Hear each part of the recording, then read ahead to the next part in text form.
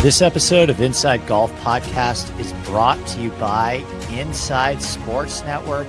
What's up, everybody? It's your boy, Boston Capital Tour, Steve, on the Hold the Green podcast.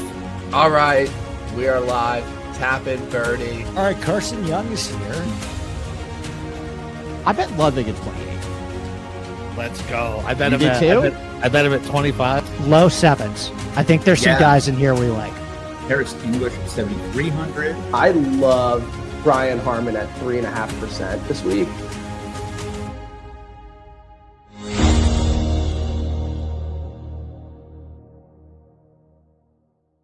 What's up, guys? It's producer Cam here.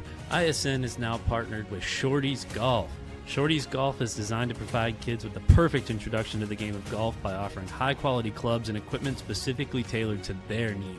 They offer custom sizes for various age groups, ensuring that the kids have clubs that are tailored to their height and strength. They feature fun, vibrant colors and lightweight stand bags that are easily adjustable.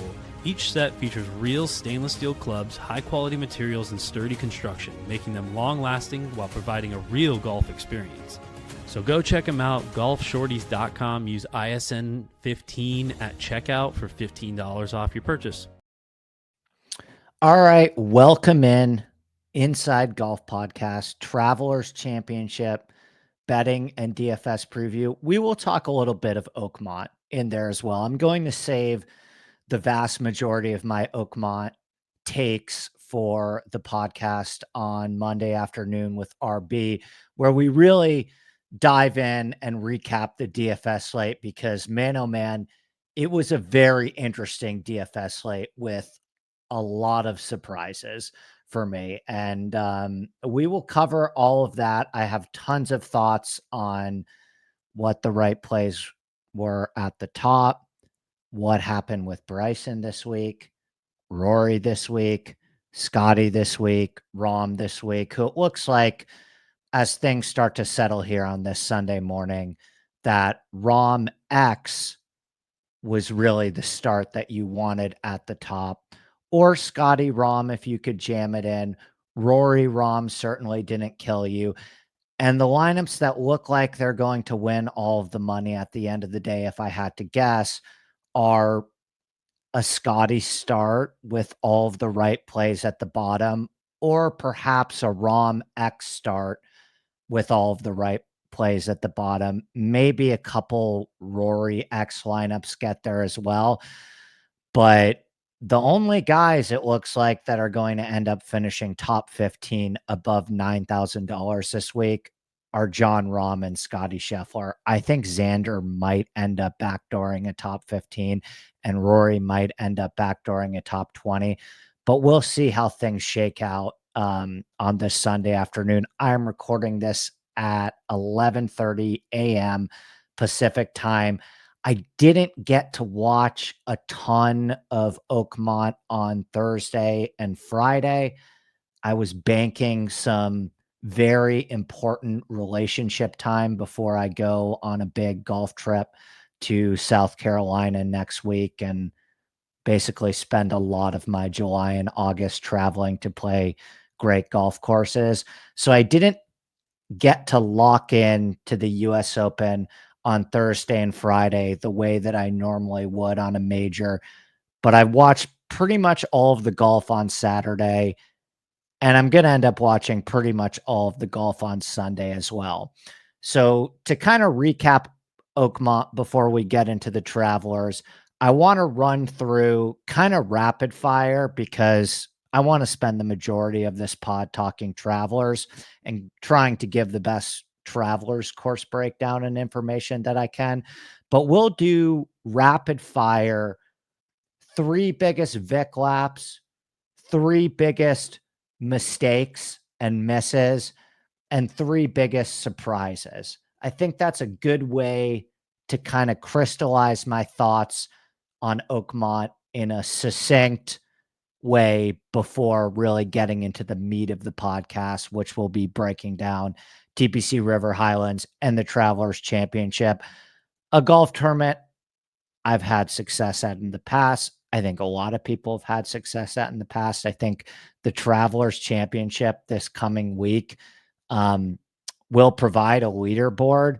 that I think is less triggering to people. Maybe I do imagine the Travelers Championship, based on all of the data that we have at this golf course, to maybe hopefully produce a more predictive outcome than what ended up happening at Oakmont. And I gotta say, there were certain things that happened this week at Oakmont where if you gave me 100 tries to predict the top 10 finishers in around the green and putting this week, I wouldn't have gotten it. I wouldn't have gotten it on 100 times.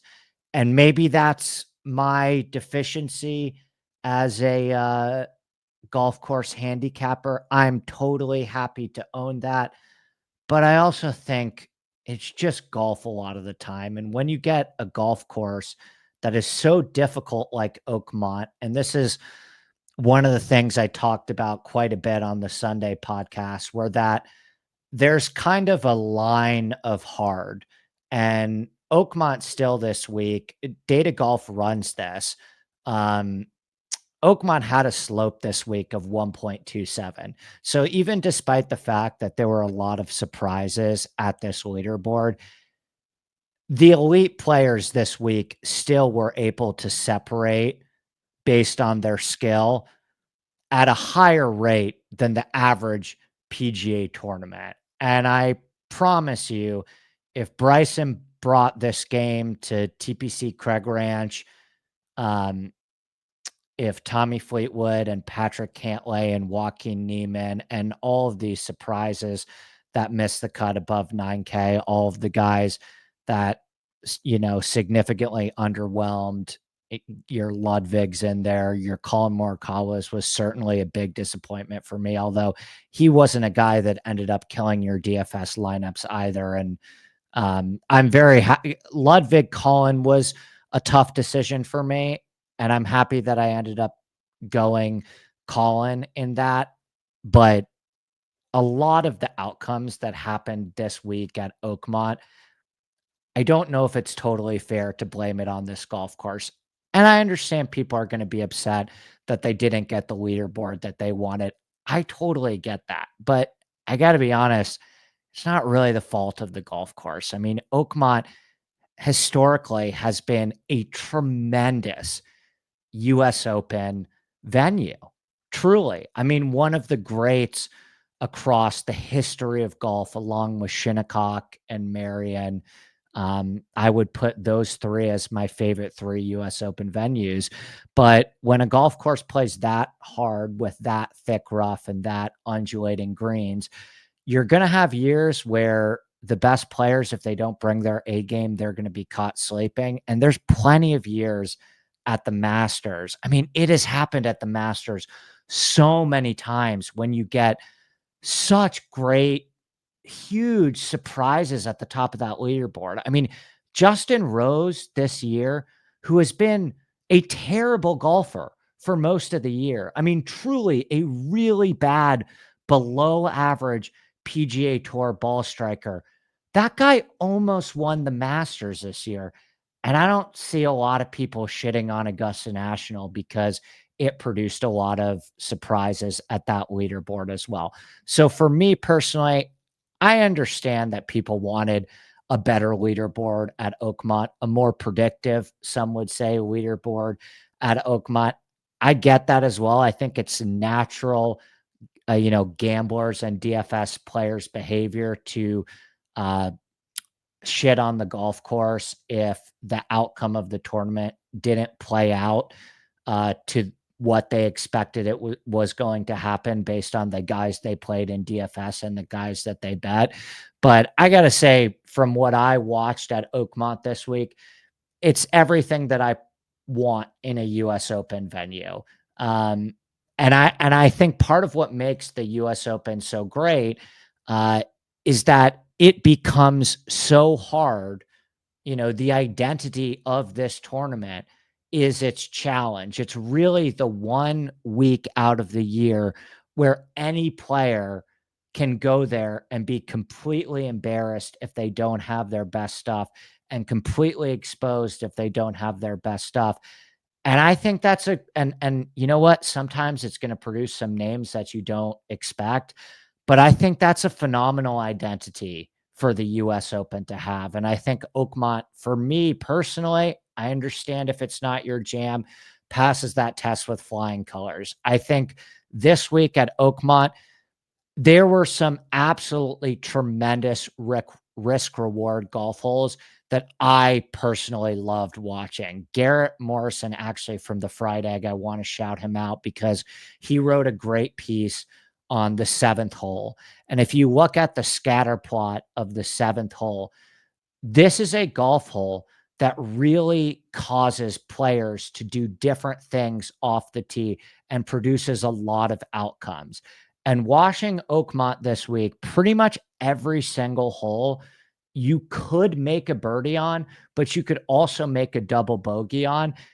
And that's why I think it's better than most PGA Tour golf courses, because most PGA Tour golf courses, you can't remotely go backwards in the way that you can on Oakmont. And I think once or twice a year, hopefully 4 times a year from a major championship, I want the golf courses at the majors to produce variable outcomes where players can go in both directions. I think for the 4 most important tournaments of the year, me personally, as a golf fan, I'm just sharing my opinion. It's totally okay if you are into different things.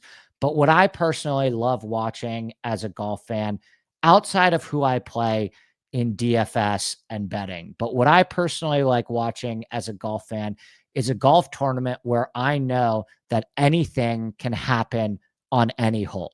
That is what is exciting to me to watch as a golf fan. And so often on the PGA Tour, we get these Sundays where the leaderboard starts to take shape on Sunday. And it's like, well, we know this guy's not going to go backwards because there's no trouble on the golf course. So it just turns into, can you catch this guy by making a million birdies? And sometimes that's fun to watch as well. I personally prefer the tournaments where you can really go backwards and get exposed if your decision making and your mental game isn't up to the test. And that was on full display at Oakmont this week. So I've enjoyed the hell out of the golf course from what I watched. Let's go into 3 Vic laps, 3 big mistakes and misses, 3 big surprises.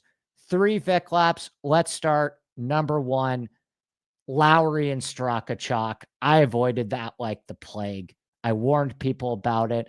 I thought there were real problems for Lowry and Straka on this golf course if they weren't able to hit fairways. I think a lot of the things, that I talked about with Oakmont is that elite iron players and Straka and Lowry have been 2 of the best iron players on the PGA Tour right now. I mean, truly, I think the reason why Shane Lowry was so played this week in DFS was not only because he was cheap, he was underpriced, but also because his iron play this year has been phenomenal. And he has history playing great in major championships and stepping up to the plate on these hard golf courses.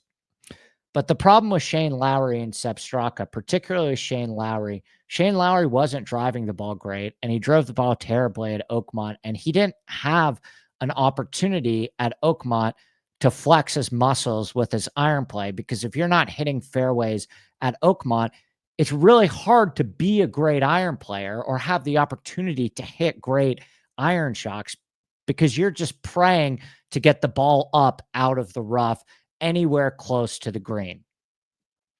So Lowry and Straka, those are very good fades at that ownership. Matchups totally saved me this week because I'm completely dead in DFS once Corey Connors withdrew. What the hell, Corey Connors, man? I mean, seriously, I was pretty pumped up about what some of these lineups, these Rory Rahm lineups could have been, but I was very heavy on Corey Connors this week as a core play, and I was fully expecting him to it wasn't the week that I had hoped for or expected out of Corey Connors. I really thought he had the opportunity this week to finish top 10 in strokes gained off the tee and be one of the most accurate drivers of the ball in this field. That didn't happen this week for Corey Connors. He did not have that great driving week. In fact, the discount version of Corey Connors, Aaron Rye, who I also played, ended up nearly leading the field in strokes gained off the tee. And he ended up being that guy that completely did it off the tee with his accuracy. He also had a very shitty putting week as well. But my matchups this week were Tommy Fleetwood over Shane Lowry, easy cash, no sweat there at all, even without Fleetwood playing well. Ludwig over JT. I got to be honest, JT was the easiest fade on the board this week, and I wish that I bet multiple matchups on JT. I was thinking about adding Cantlay over JT as well, and even with Ludwig and Cantlay being massive disappointments, JT was just a walking disaster heading into this golf course. This is not the type of golf course that Justin Thomas can compete on in a serious way with how inconsistent he is as a putter and off the tee. Third matchup, Hideki Matsuyama over Sam Burns. Huge L for me. And Hideki, this is going to turn into one of my big misses, but we talked on the Wednesday show quite a bit about Hideki versus Victor Hovland in the 8K range. And I ended up sticking with Hideki because he provided the salary relief that I needed. Hideki was 8K and Hovland was 8.5K. And if getting Hideki in there at 8K, it saved me enough salary to be able to build the way that I wanted to build, even though if I really wanted to, I could have easily plugged Victor Hovland into my pool at 8.5K. And it was a huge mistake that ended up costing me a lot of money this week.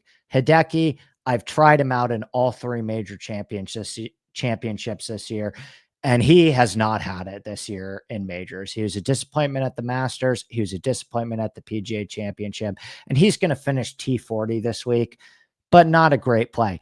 Keegan Bradley over Harris English. Didn't think about that for 1 second. Okay. Harris English, I raised some red flags about that play. I was very anti Harris English this week in my content. I did not think he was one of the best plays in the 6K range. I think disaster was lurking for Harris English on this golf course. I just thought the pendulum had swung a little too far on what you should realistically expect out of Harris English, a couple times a year. To me, Harris English is like a great top 20 to top 30 guy on the PGA Tour that is absolutely going to spike on a couple difficult tests every single year. And I just thought you had your spike. You had your opportunity to get rich on Harris English at the PGA Championship. And it's not like Harris English is going to go out there and top 5 every major that he plays. And just because it's a hard golf course and he's played at US Opens, he's played well at US Opens in the past. I don't think it's that easy. Number 4, Adam Scott over Brian Harman. Didn't think once about that. I liked Adam Scott a lot this week, and I wish I had more exposure to him. I wish I put him in my DFS pool. That was another thing we talked about on the show that I didn't do. I'm glad I had that matchup to at least profit on Scott some this week, but gosh, I wish I had more exposure to him. Emiliano Grillo over Eric Colt. Didn't think once about that. Grillo has been one of the best iron players on the PGA Tour over the last couple of weeks. Eric Cole is not a serious driver of the ball at all. Emiliano Grillo can at least hit fairways at a very reliable rate. Eric Cole cannot be trusted to tee the ball up straight off the tee at any golf course. And Oakmont, as we've seen this week, is a golf course where the first shot really, really matters. Victor Perez over Jordan Smith. Victor Perez, one of the best plays on the slate. I didn't think once about that whatsoever.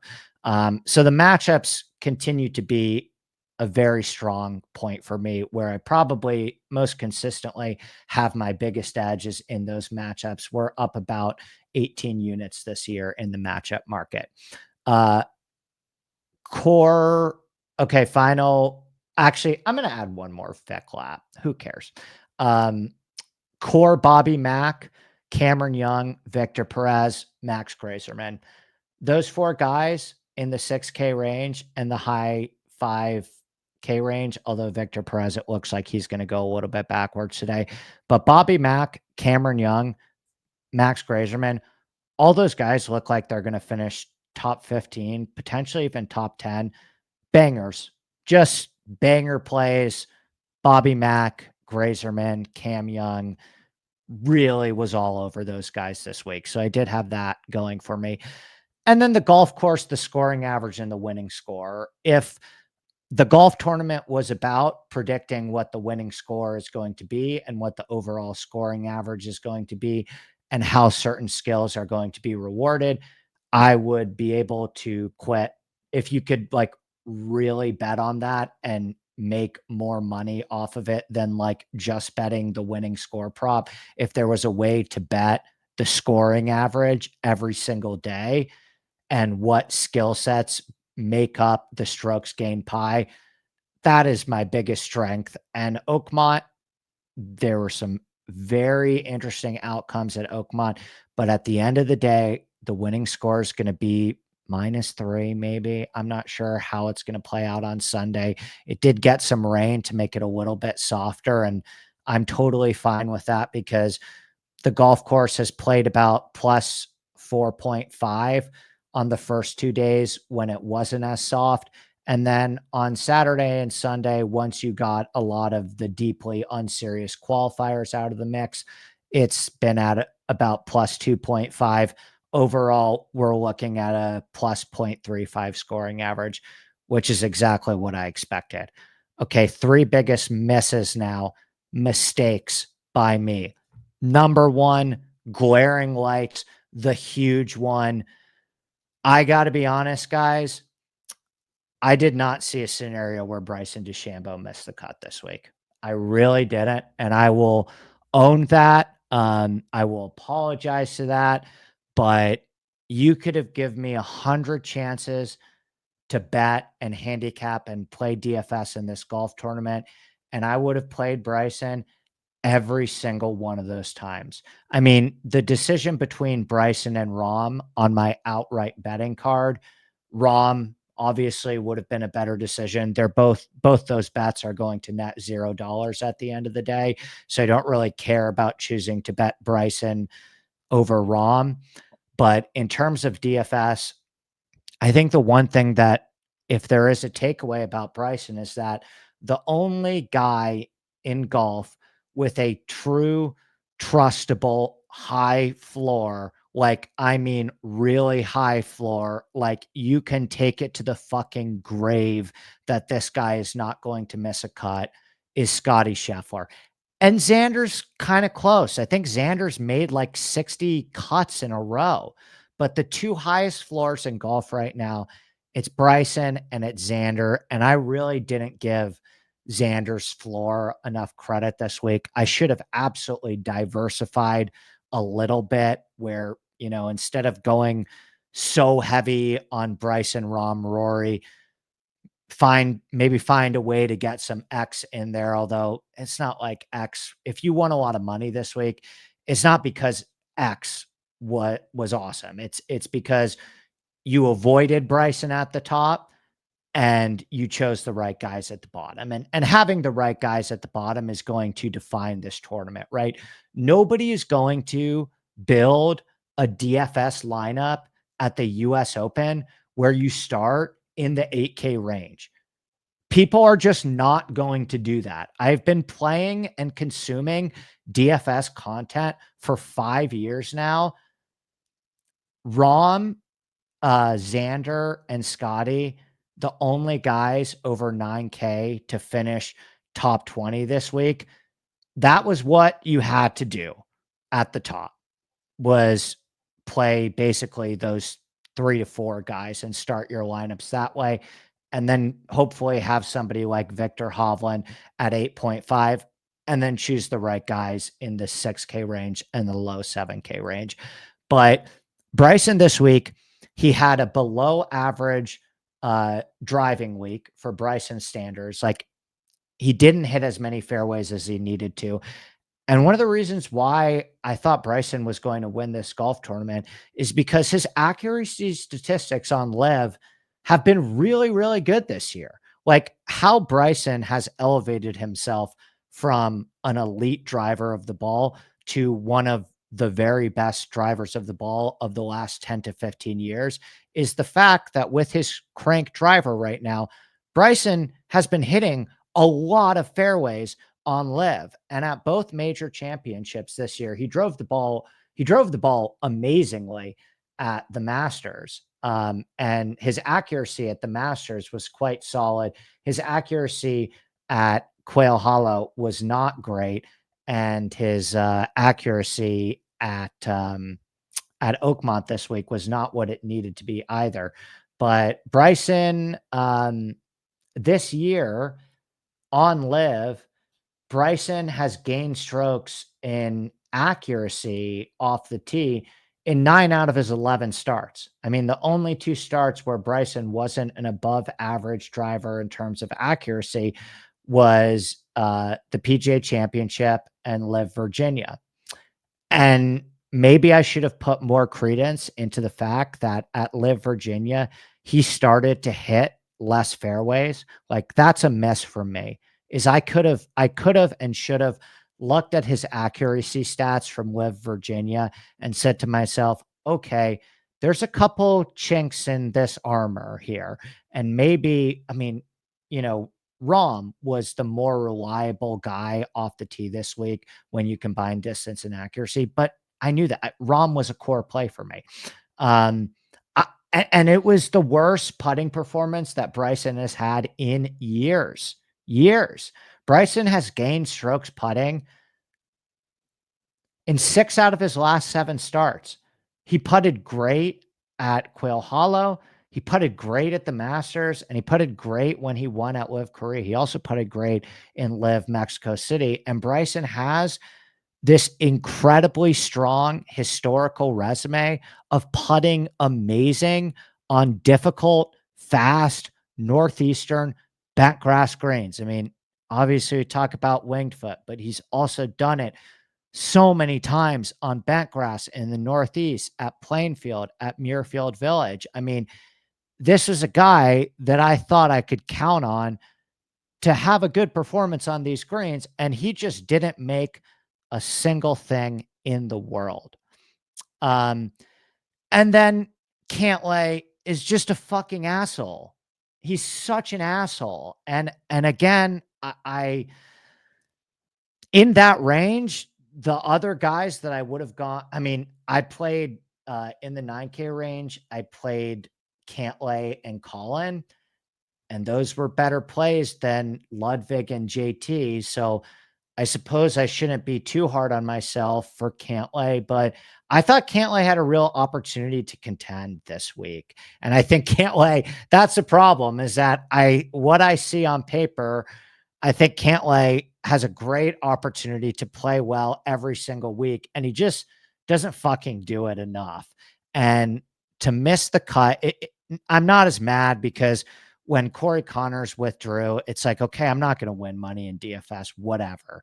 But if Corey Connors hadn't withdrawn and just finished like T30, I cannot tell you the amount of money that Cantlay lost me this week in these great lineups where I had Bobby Mack and Cameron Young and Grazerman at the bottom.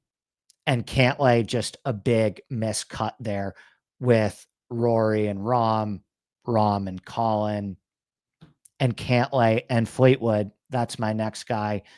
Just fucking disappointments, huge disappointments. And I was ready to come in here and victory lap Fleetwood over Neiman. I was ready to come in here and victory lap Fleetwood over Shane Lowry. I was ready to come in here and victory lap Fleetwood over Sepp Straka. I thought Fleetwood was going to have a great week. I thought Fleetwood had a real opportunity to win this golf tournament. He wasn't core for me or anything, and I didn't seriously consider betting him, but I can't believe he fucking missed the cut. I can't believe him, Bryson, and Cantlay freaking missed the cut. And those were 3 big misses for me. Not great. Not going to cut it. 3 biggest surprises real quickly. I mean, there's a great bit of overlap in the surprises with the misses. Number one, Sam Burns. And I got to give a lot of credit to my co-host Kyle, who really tried his best to talk me into the Sam Burns play on our Wednesday show. He said straight up, I think Sam Burns has the putting upside to go out and win this golf tournament. And he was right. Sam Burns has statistically been one of the 3 best putters in professional golf this year. I mean, if you look at Sam Burns's putting stats, and we knew there was an avenue to win this golf tournament with crazy elite putting, if you could just drive the ball well enough, keep the ball in play off the tee, you could really go out and separate on this golf course by being the best guy inside 100 yards. And how many like amazing chip shots did we see Sam Burns hit from inside 100 yards where he just got up and down and made the putt in a way that other players could not do on this golf course. I mean, we talked about the proximity buckets being a lot lower this week, where it wasn't as much of a test of long iron play this week as it was a test of just overall approach play throughout the bag. And there's going to be a lot of holes on this golf course where, you know, the approach shot coming in is really no more than 100 yards, 120 yards, 150 yards, sometimes 75 yards. Who is the best guy inside 150 yards that can shoot the lowest score based on his wedge play and putting? Under that criteria, Sam Burns should be a guy that can do that. I just, you know, because I bet Sam Burns last week at the Canadian Open, and it is always a sign. I always try and do this, and I didn't do it this week, especially just because I thought the golf courses were so different. You know, TPC Toronto, such an unserious golf course architecturally, whereas Oakmont, such a ball knowing, strategically nuanced, difficult golf course, where I just thought that Sam Burns, if he couldn't close the door at TPC Toronto, how the heck was he going to close the door at Oakmont? And who knows? I don't know if he's going to close the door at Oakmont, but I know even if he shoots +4 or +5 today, he was still an awesome play. And I'm shocked at the bounce back, man. I mean, it was really, I tracked him really closely in TPC Toronto, and there was no doubt in my mind that Sam Burns was playing some great golf, but he had every opportunity to win that golf tournament. And he just kept in the playoff hitting just like low, like he just didn't have that intensity that I was expecting and hoping for to go out and close a golf tournament. And if you can't do it at TPC Toronto, I was struggling to picture a universe where you would be able to do it at Oakmont. But he just showed that elite putting upside and that elite short iron upside. And he's had a very good driving week as well, where he's hit some real loose ones off the tee at Oakmont this week, but he has always been able to find a way to mitigate the damage this week by being able to get up and down from 70 yards, from 60 yards, from 50 yards in a way that other players can't. And I got to give the guy credit because I did not think that that was going to be possible after what I watched at TPC Toronto. Always a lesson. If you like a guy 1 week and you see something in the numbers 1 week, now the flip side of this is like, I've been applying this theory to Colin Morikawa and Cantlay all season. And sometimes it just doesn't work out for a really long period of time. And then that becomes extremely expensive. But like, I loved what I saw from Sam Burns heading into the Canadian event. And I should have just given him a little bit longer of a luck this week as well. I don't know if he's going to close the door, but if he did, based on the way he's played, he would be a deserving US Open champion in my book. You know, this is kind of a surprise / kind of, I don't know if it's a miss by me, but something I needed to think about more is around the green on this golf course. And I will tell you right now, like I said at the top of this podcast, if you gave me 100 tries to predict the top 10 in strokes gained around the green this week, I wouldn't have landed on these guys. Never. I just wouldn't have in a million years. And I stare at numbers all day and I still wouldn't have landed on these guys. Victor Hovland is 4th this week in around the green play. And we talked about the thick rough theory as it pertains to Victor Hovland and why Victor Hovland always seems to play well on these golf courses with thick greenside rough. And I think you can apply that theory with Victor Hovland to just how you break down around the green play on golf courses with thick rough in general, is that it's going to be really, really hard to predict, because what happens on golf courses where you have really, really thick greenside rough is that you essentially have to hit this one hack out shot. And if you get lucky with the lie, then you're set up to have a lot of success. And we saw guys chunk it out of that thick rough. I mean, Bryson did it multiple times. We saw guys chunk it out of that thick rough time and time again.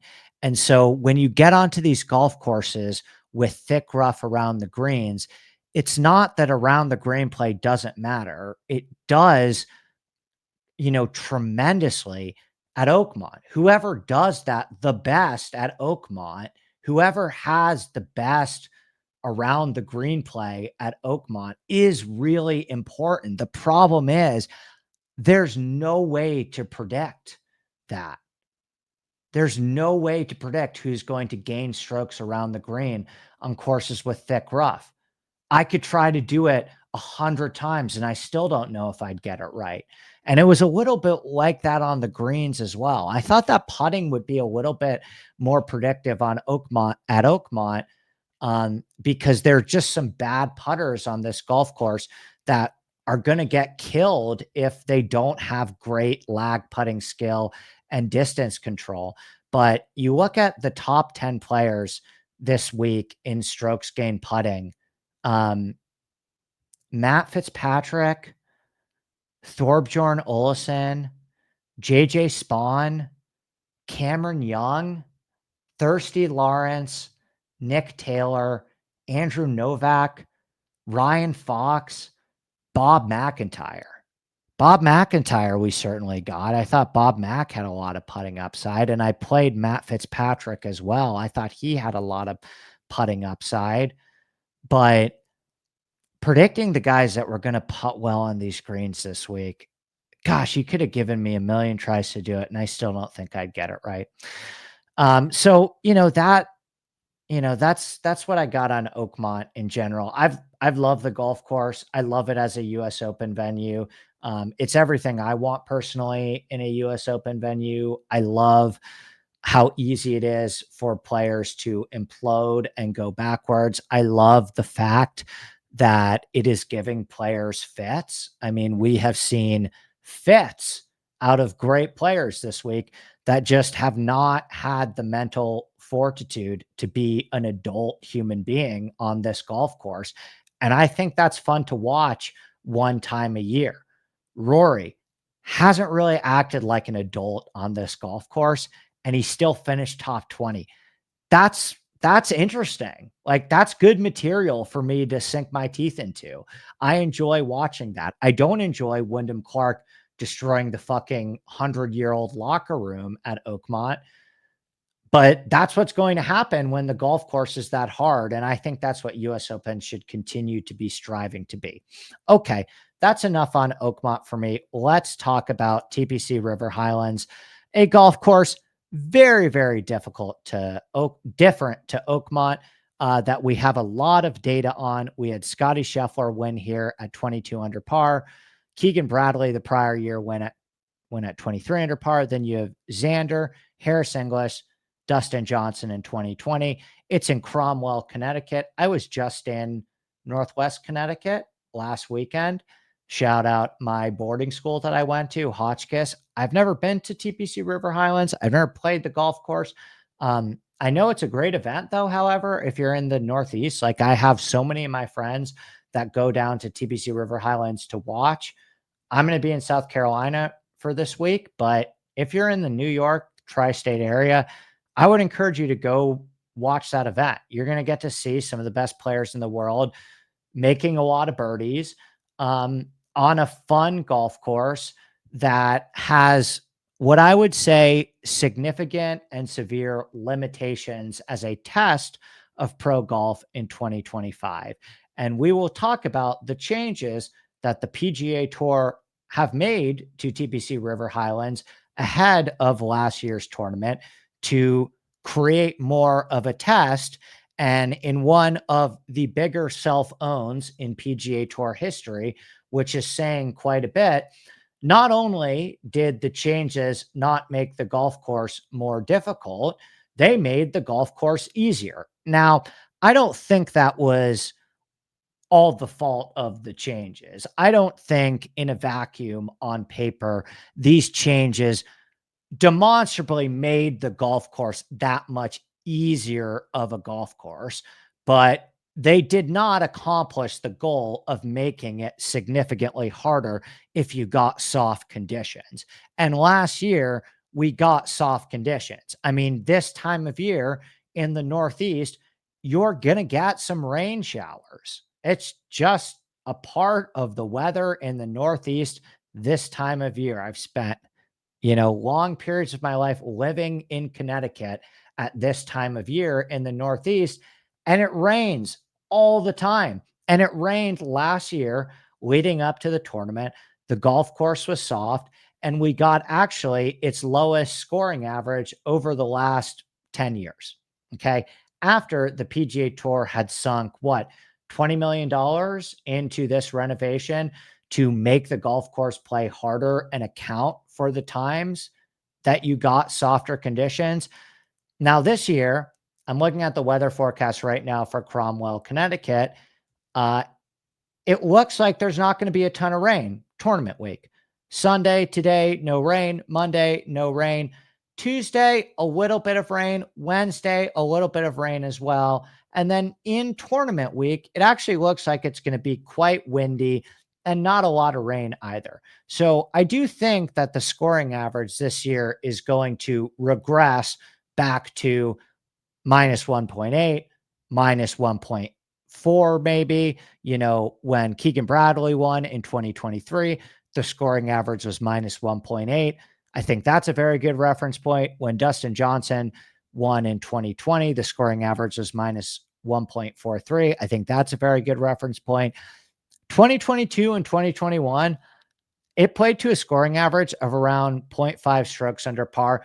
I think with the field being the way it is, these guys are just too good where it's going to be easier than that. It's a golf course where the scoring average is going to be at least a stroke under par this year. You can book it, but I don't think it's going to be over minus 2 strokes under par, just because you're going to get, in my opinion, this could change. I'll give all my updates in the Discord, obviously, as the week goes on. And our guy, Twitterless Steve, does an excellent job of breaking down this as well in terms of the weather. I think he is straight up as good as it gets in this industry in terms of analyzing the weather, and just like me, predicting how the golf course is going to play based on the weather conditions.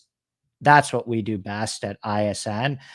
But it's going to be still, minus 1.4. Like, if you look at the actual changes that they made to the golf course.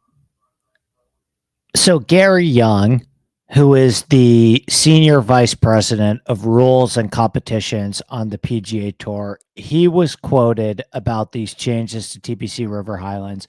We make all of these changes based on data. ShotLink, which tracks every single shot that's hit during a tournament, we do a deep dive into that data. We're not always looking at whether or not bunkering is still relevant, we're looking at maybe additional features that are not necessary to dissuade players from taking shortened routes to certain holes. So with a focus on maintaining the character of the golf course from an architectural standpoint, the changes did not actually make the golf course longer. Well, Gary, I would tell you, as somebody that breaks down these golf courses for a living and looks at data for hours and hours every week, if you wanted to change the scoring average of the golf course, you needed to make the golf course longer, or you need to have the rough be something like Oakmont, or it's not going to change the scoring average of the golf course. I'm telling you that right now, Gary. Every single week, I look at all the data and I predict the scoring average of a golf course. It's probably my greatest skill in life. I'm telling you, it's not going to do anything if you keep the proximity buckets the same unless you want to grow the rough out.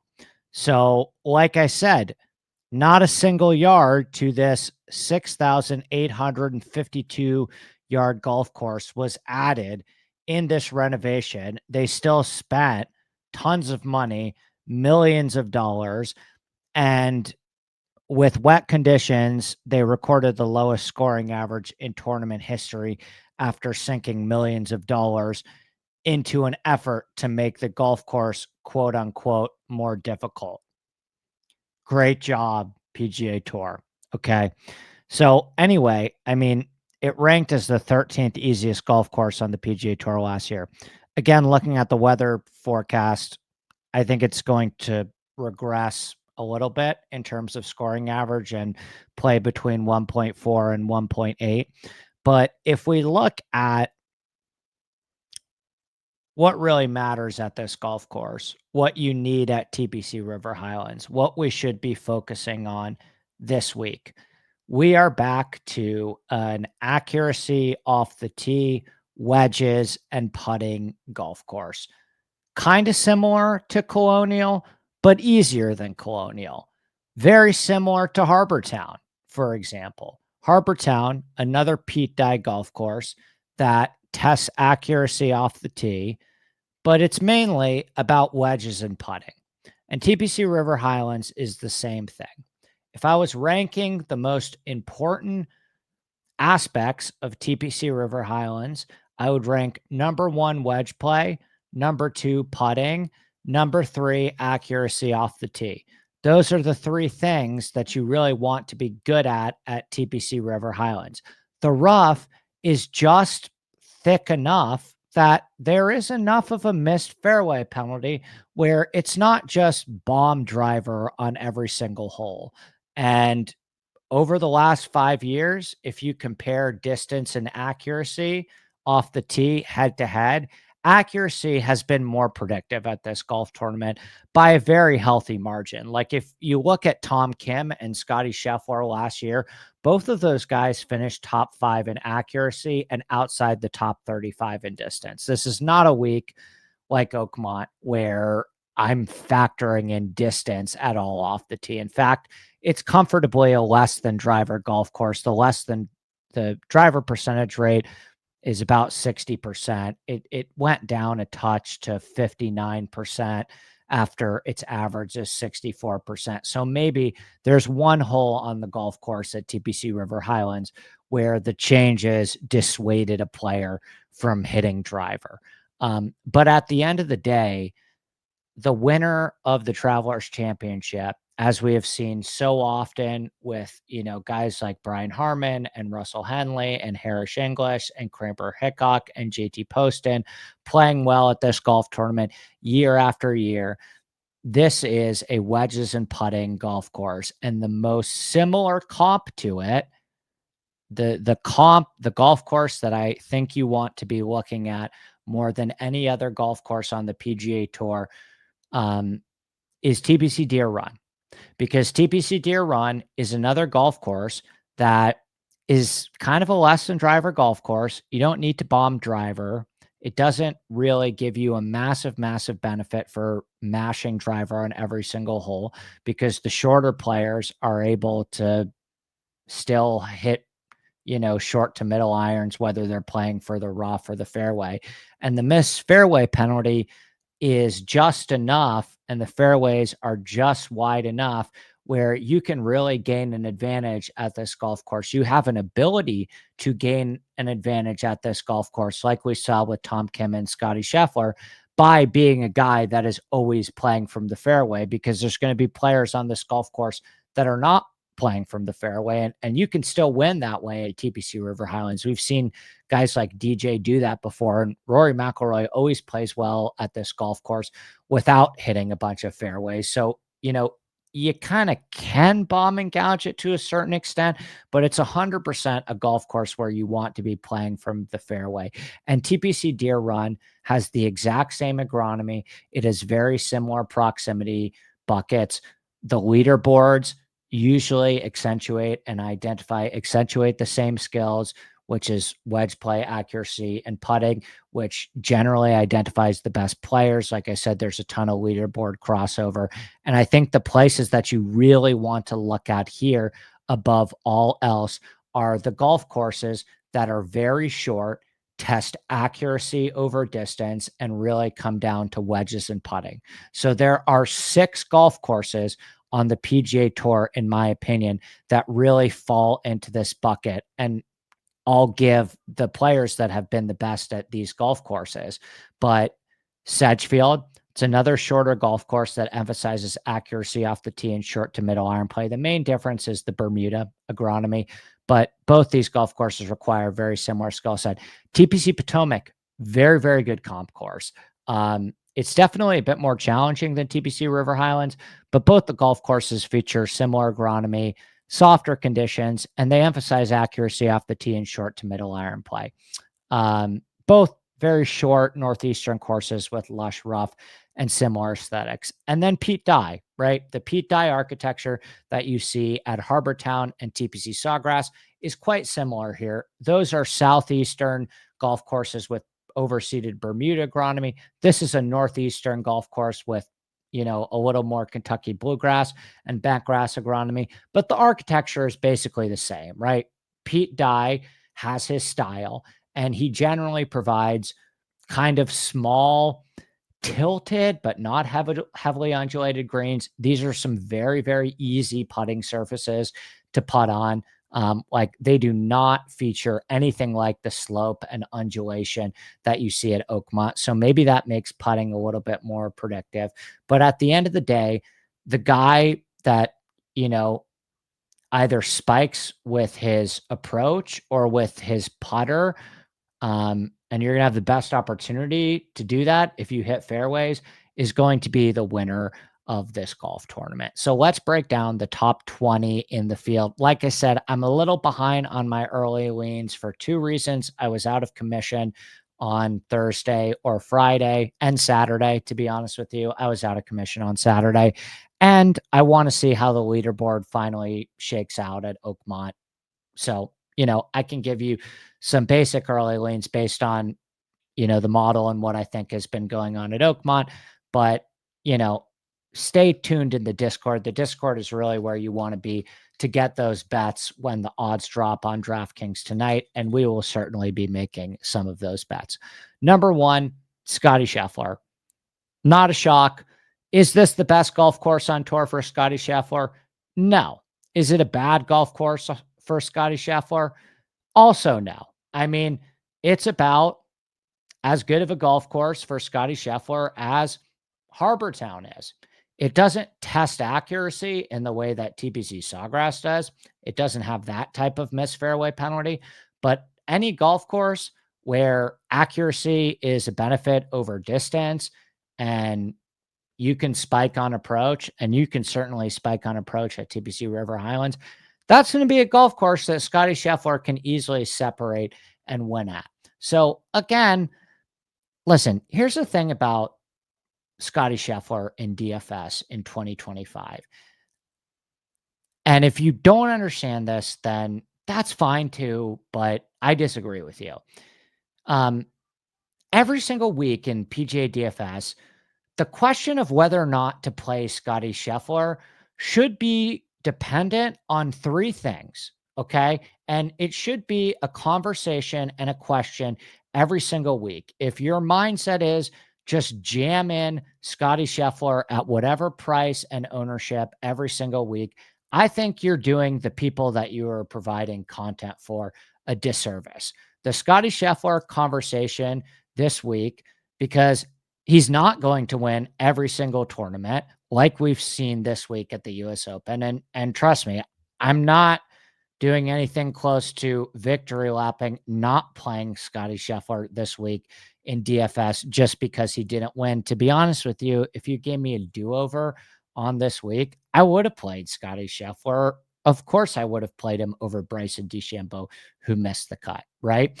And even in the Rahm Rory starts or the Rahm Bryson starts, or even, the very balanced Rahm Fleetwood Cantlay starts, there were enough guys at the bottom at the US Open that played their fucking ass off, where Scotty Scheffler's price this week was not a problem to you.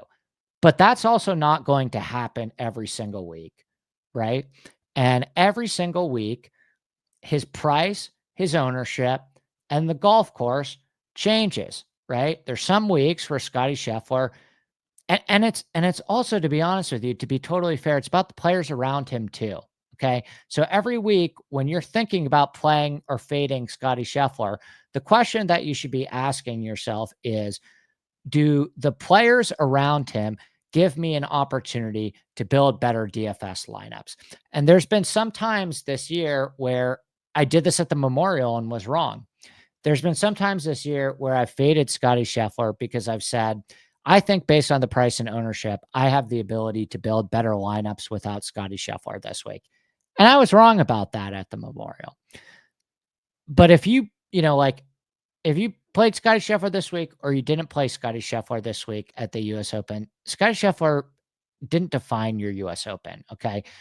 The question you have to ask yourself is, do the players around him give me a better opportunity to outscore him? Because a lot of the decision that you're making every single week with Scotty Scheffler is sacrificing the guys at the top of the odds board, sacrificing the concept that those players can beat Scotty Scheffler.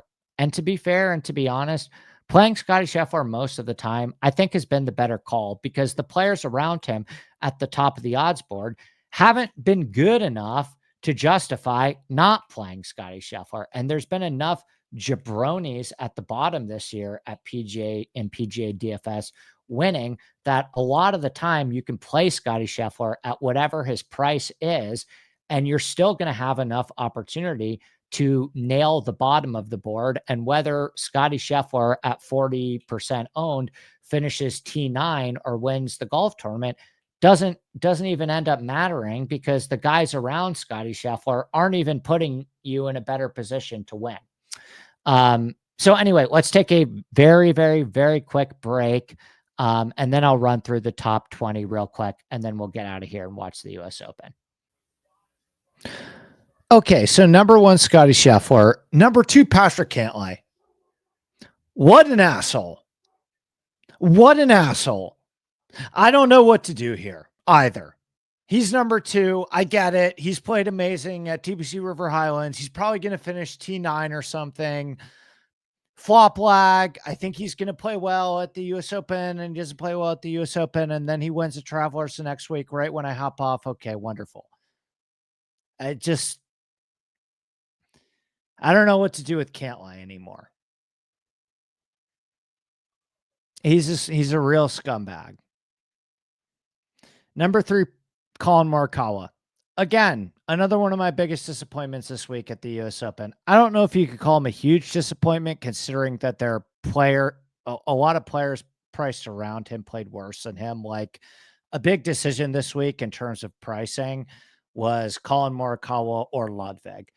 And Colin was the right call. Okay. Ludwig missed a cut. Colin ended up finishing T30.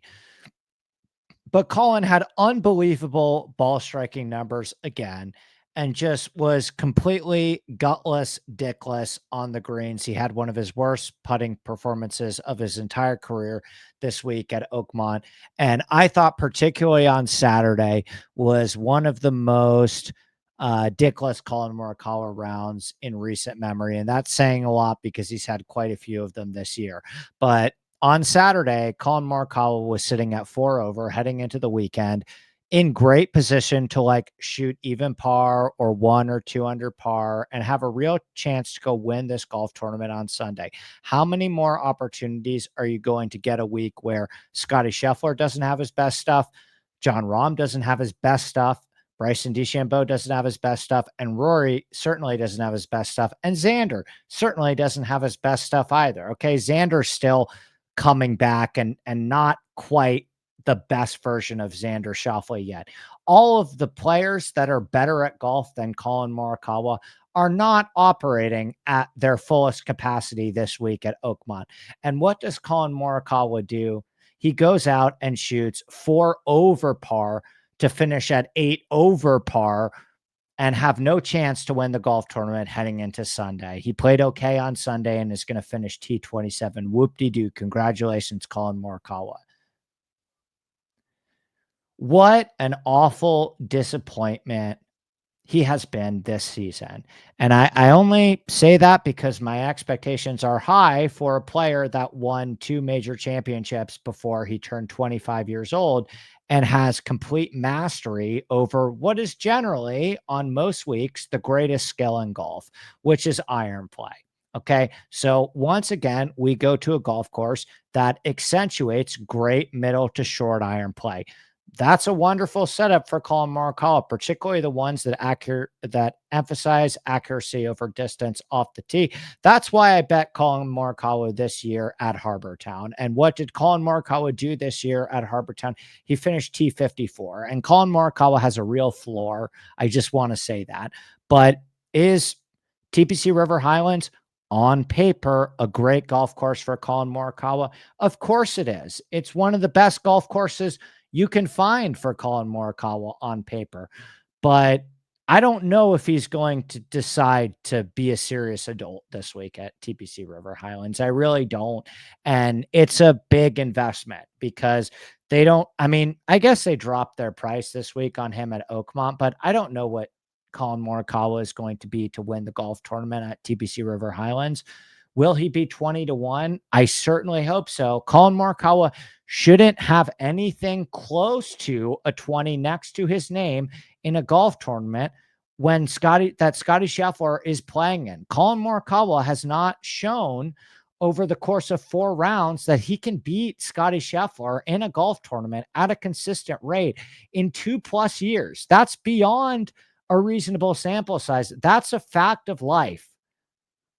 That Colin Morikawa just can't come close to beating Scotty Scheffler at golf in tournaments when they're in the same field. So he should be priced with a 3 next to his name, in my opinion. And if he has, it's not going to happen, obviously. But how many more years does this need to go with Colin Morikawa on before he wins a golf tournament? I don't know. Does this golf course make sense for him on paper? Of course it does. He's still one of the best iron players in the world. For Russell Henley and Russ, you know, I got to say with Russ, I overlooked him this week at the US Open. I thought Corey Connors was going to have the week that Russell Henley is having. And it actually looked like Corey Connors was potentially going to outscore Russell Henley until he got injured and decided to withdraw from the tournament. I don't understand how that happened. And Russell Henley, you know, I guess in the 7K range was a better play this week than Lowry and Straka, and maybe a better play than Keegan, I guess. But it's another great golf course for Russell Henley. Number 5, Keegan Bradley. I thought Keegan Bradley could win the US Open, and that's certainly not going to happen, but he played well at Oakmont and he's playing great and he's played well on this golf course before.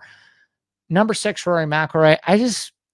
I get it. It's bad energy. He's not likable, all that stuff. I understand all of that. And, you know, if you had told me that Rory McIlroy would do this much for his reputation after winning the Masters, I would tell you you're crazy. I mean, Rory was kind of flying on top of the world less than 2 months ago after getting the career Grand Slam. And now he's slamming his driver into tee markers. He's being crass and catty and cold and rude to media members that are asking him very reasonable questions. And I don't know. I'm not here to psychoanalyze Rory. To me, it just feels like a guy who is having a bit of a big time emotional letdown after accomplishing a thing that he potentially even started believing he was never going to accomplish. And so sometimes when you accomplish something awesome or something great in your life happens, there's a big letdown, right? It's like, what now? What do I do now? My girlfriend's kind of going through that right now, where she graduated veterinary school last weekend, and like she worked so hard at that. I saw her work so hard at that. Medical school is so hard, and she worked so hard getting that degree for 4 years, and then you get it, and it's like, okay, what now? Like, what do I do now? How do I find the next goal? How do I get up and motivated to do the next thing? And so if Rory McIlroy is just going through a lull in his career right now after winning the Grand Slam, that's pretty natural human behavior. It is a disappointment. He does deserve criticism for it. And it may separate him from like being, I don't know, the 11th best golfer of all time and the 9th best golfer of all time. So it's significant. I mean, every major championship that Rory McIlroy doesn't win, it's a lost opportunity to cement yourself as one of the 5 to 10 greatest golfers who've ever picked up a club. And these last 2 majors after winning the Masters have felt really wasted for him. I still think he's live at Royal Portrush. I still think he has a great chance to win Royal Portrush. He's going to have an opportunity this week and at the Scottish Open to get his shit together.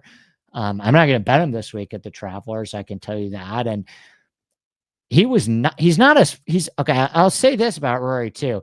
He's not as far off remotely. Like he's not lost in the woods right now. Like he clearly is not operating at the best version of Rory, but he's like he's a couple shots, a few minor details here and there away from really having the ability to contend to win this golf tournament still without having his best stuff. And when you are the level of player that Rory is, a once in a generation talent, then that switch can be flipped quickly. And that's why I said the pendulum had swung too far at the US Open, where he was getting played at 7% and $2,000 cheaper than Scotty Scheffler. And Scotty is going to beat Rory. He's going to outscore Rory. I mean, he's going to beat Rory this week by 2 shots, maybe 1 shot, maybe. So the pendulum had swung too far. Scotty should not have been priced $2,000 more expensive than Rory McIlroy this week, and 40% owned compared to Rory being 7% owned.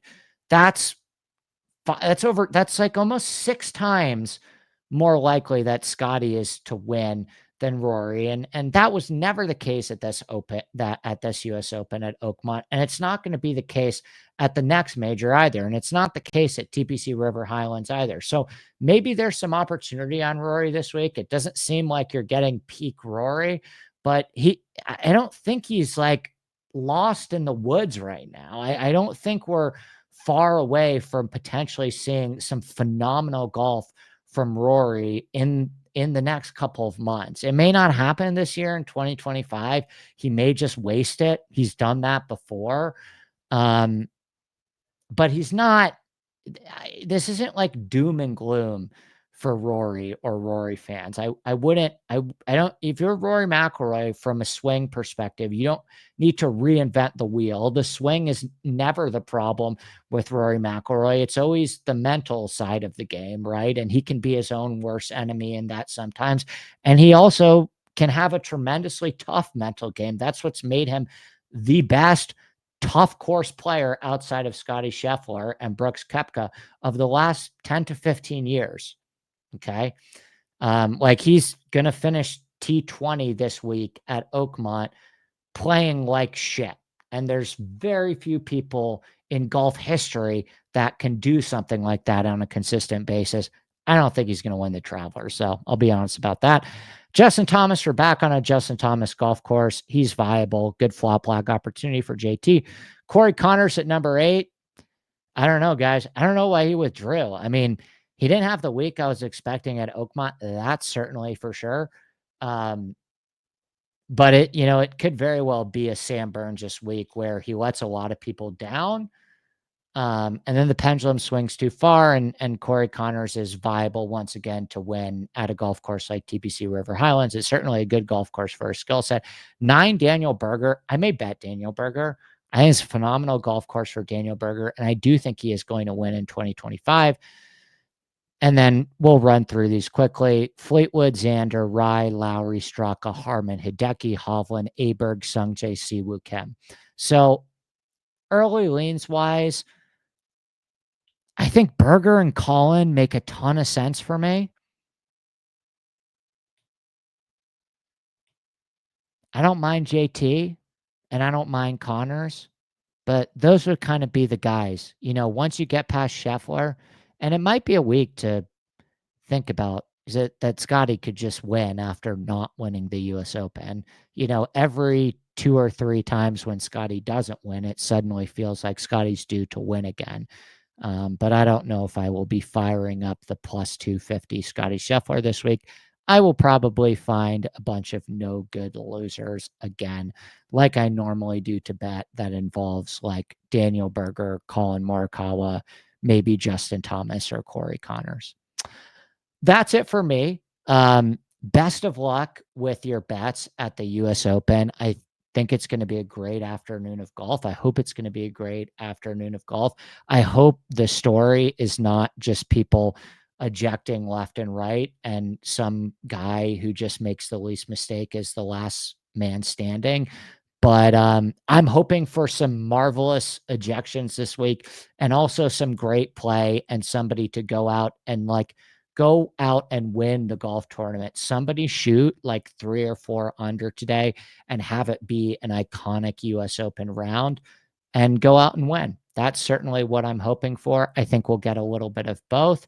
If you ask me who I would put my money on, probably Adam Scott or Victor, still over Sam Burns or JJ Spawn, but I've underestimated Burns and Spawn all throughout the week, so I may not be the best judge of that. That'll do it for me. Thank you to all the incredible subscribers at ISN. Again, we would love to have you part of that family. And if you don't want to be part of that family, but you like consuming this content, don't forget to share on Twitter. A like and subscribe really goes a long way for us in terms of me being able to put this particular preview out for free. We keep having discussions about putting it behind the paywall, and we haven't made a decision yet, but the best reasoning I can have to keep this preview free is if it hopefully can drive more people to check out ISN and give ISN a chance. If you like this level of insight, well, then you are going to get it to a much larger degree and have the opportunity to converse with a bunch of other like-minded great individuals that I love talking golf with every single week. So enjoy the US Open this afternoon, and we will see you back tomorrow for our DFS pod with RB. Cheers.